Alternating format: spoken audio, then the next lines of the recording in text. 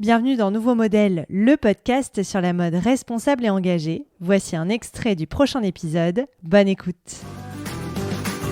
Alors, nous avons fait une étude sur le cas Hermès. Donc, on a pris, personnellement, j'aime beaucoup les études expérimentales. Pourquoi ? Tout simplement parce que, c'est vrai, sur un sujet comme celui de la consommation responsable, il y a un biais déclaratif souvent assez fort. C'est-à-dire, et d'ailleurs, on l'a constaté dans cette étude, en posant des questions assez générales sur ce que c'est le recyclage, sur ses bénéfices, notamment environnementaux, etc., on avait des réponses tout à fait favorables. C'est-à-dire, tous les répondants quasiment attestaient que le recyclage est une bonne chose, c'est quelque chose qui a un impact bénéfique pour l'environnement, c'est quelque chose qu'il faudrait encourager, qu'il s'agit d'une pratique qui n'est pas forcément néfaste pour la santé. Donc on avait vraiment des perceptions complètement positives autour de cette notion de recyclage.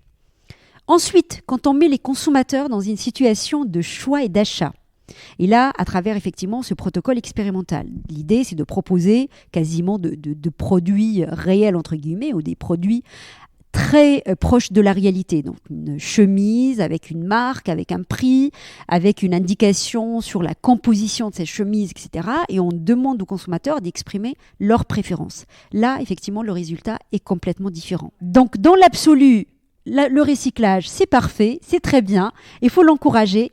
Quand il s'agit d'acheter ma propre chemise de luxe, je rejette le recyclage.